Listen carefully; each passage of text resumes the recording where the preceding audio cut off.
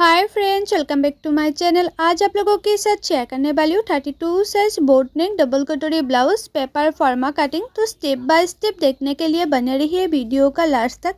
और ये है फुल मेजरमेंट, स्क्रीन पे है, आप लोग देख सकती हो। तो मैं पहले कटिंग करूँगी बैक पार्ट। और ये जो हमारा ब्लाउज होगा उसका रेडी लेंथ है 13.5 इंच। तो मैंने 1 इंच एक्स्ट्रा लिया सिलाई मार्जिन के लिए। तो टोटल लेंथ लिया 14.5 इंच। आप लोगों का लेंथ जितना है इतना लेना और एक्स्ट्रा लेना 1 इंच। और ये बोट नेक पर होगा, इसलिए जो शोल्डर होता है ना वो थोड़ा सा ज़्यादा होती है। तो मैंने शोल्डर लिया 6.5 इंच और आर्म होल भी मैंने 6.5 इंच लिया है। और चेस्ट हमारा 32 इंच, 32 को 4 से डिवाइड करने से होता है 8 इंच। और एक्स्ट्रा ले लूँगी 2 इंच। कभी भी छोटा पड़ गया तो साइड से खुल के बड़ा भी कर सकती हूँ, इसलिए मैं हर साइज़ में एक्स्ट्रा 2 इंच ले लेती हूँ। आप लोग भी हर साइज़ में एक्स्ट्रा 2 इंच ले लेना। और आर्म होल की गुलाई का शेप देने के लिए मैंने 1 इंच लिया है इस तरह से। और उसके बाद मैंने गुलाई का शेप भी दे दिया है। और नेक विथ ले लूँगी 3 इंच। नेक का चौड़ाई मैंने 3 इंच लिया है। आप लोग चाहे तो नेक का चौड़ाई 2.5 इंच भी ले सकती है या 3 इंच भी ले सकती है। उसके बाद मैंने 3 इंच डीप दिया है और बैक साइड में राउंड नेक का एक गुलाई का शेप दे दिया है। और बैक साइड में ना एक बहुत ही खूबसूरत सा डिज़ाइन बनाऊँगी।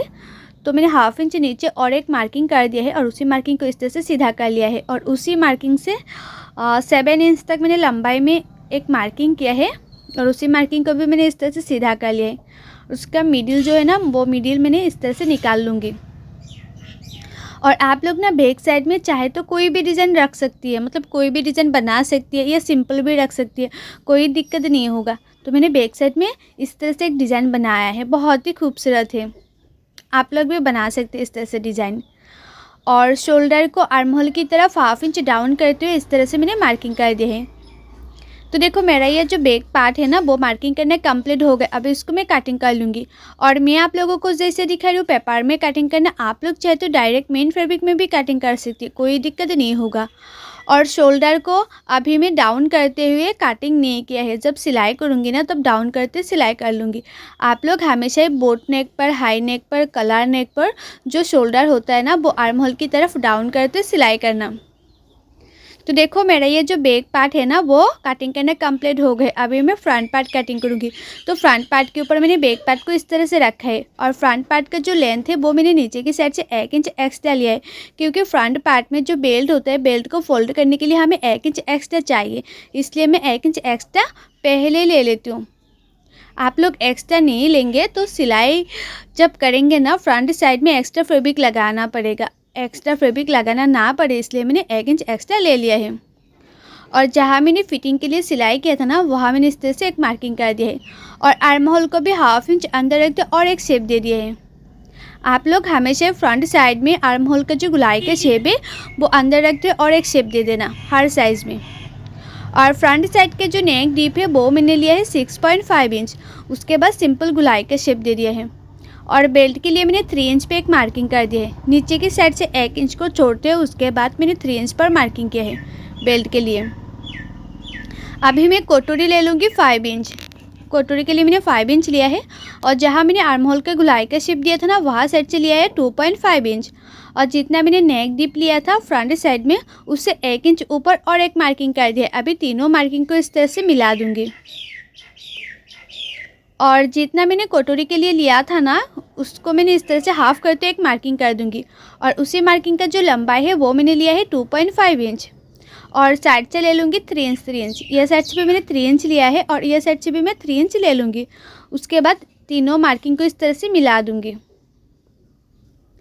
और बेल्ट का शेप देने के लिए 1/2 इंच ऊपर और एक मार्किंग कर दूँगी इस तरह से बेल्ट का शेप देने के लिए। तो मेरा ये जो फ्रंट पार्ट है ना वो भी मार्किंग करना कंप्लीट हो गए। अभी इसको मैं कटिंग कर लूँगी। और मेरे यूट्यूब चैनल पर हर साइज़ की blouse cutting and teaching video already upload है, आप लोग नहीं देखे तो जाके ज़रूर देखिएगा। और कटिंग एंड टिचिंग सीखने के लिए मेरे यूट्यूब चैनल को सब्सक्राइब भी कर दीजिएगा। और जो लोग मेरे पेज में देख रहे हैं वीडियो वो लोग मेरे पेज को फॉलो कर देना।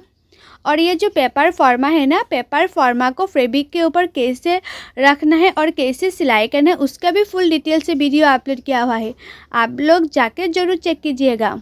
और ये जो पेपर फॉर्मा है ना वो मुझे कस्टमर ने बोला था कि 32 साइज़ का ये डिज़ाइन का पेपर फॉर्मा कटिंग करके देने के लिए।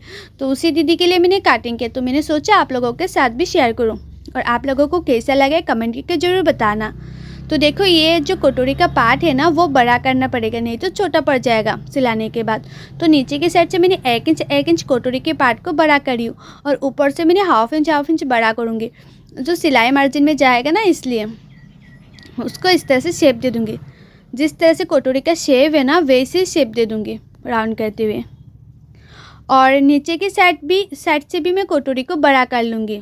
नीचे की साइड से मैंने हाफ इंच बड़ा किया है, इस तरह से हाफ इंच बड़ा कर लूँगी नीचे की साइड से भी। उसके बाद हमारा कटोरी जैसा है ना कटोरी के शेप दे दूँगी।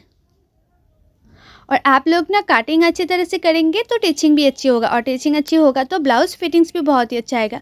तो आप लोग हमेशा ट्राई करना कटिंग अच्छी तरह से करने के लिए।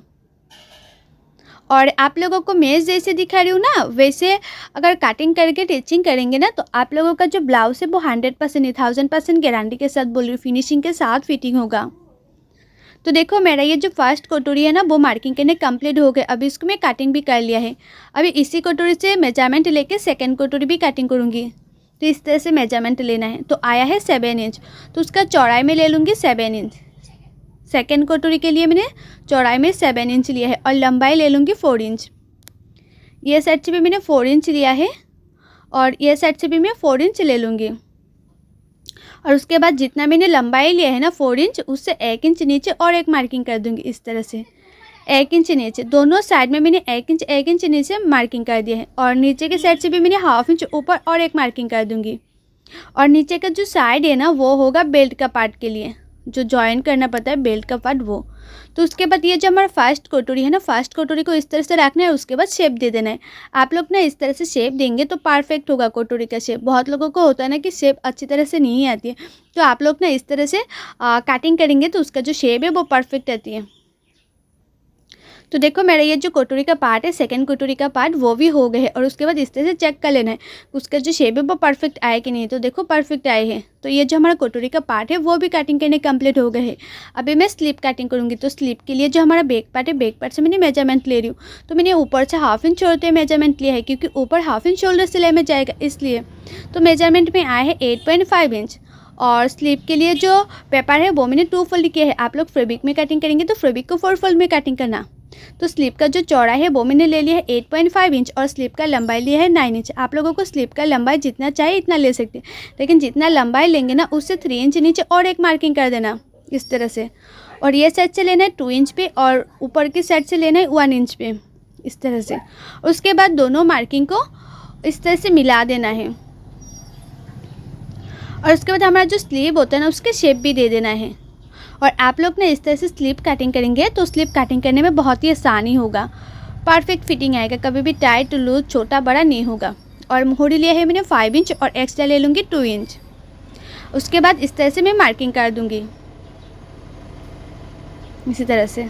तो मार्किंग करना हो गया है तो अभी मैं स्लीप कटिंग कर लूँगी। और स्लीप को आप लोग हमेशा फ्रंट साइड में हाफ इंच अंदर रखते हुए कटिंग करना। स्लीव में भी आप लोग हमेशा फ्रंट साइड में हाफ इंच अंदर रखते हुए कटिंग करना और ब्लाउज में भी हाफ इंच अंदर रखते हुए फ्रंट साइड में कटिंग करना। तो देखना कभी भी फ्रंट साइड में आर्म होल की साइड में झूल नहीं आएगा, परफेक्ट फिटिंग होगा। तो मेरा तो ये कटिंग करना हो गया है। और जो लोगों को ना कटिंग करने में दिक्कत होती है, कटिंग करना अच्छी तरह से नहीं आती है, वो लोग चाहे तो इस तरह से पेपर फॉर्मा भी ऑर्डर कर सकते हैं। हर साइज़ की अवेलेबल है, मैं खुद कटिंग करके देती हूँ। और उसका प्राइस क्या और कैसे ऑर्डर करना मैंने बहुत सारी वीडियो पे बताया हुआ है, आप लोग जाकर जरूर चेक कीजिएगा अगर पेपर फॉर्मा लेना चाहती है तो। सो बाय, थैंक्स फॉर वॉचिंग, मिलते हो नेक्स्ट वीडियो पे।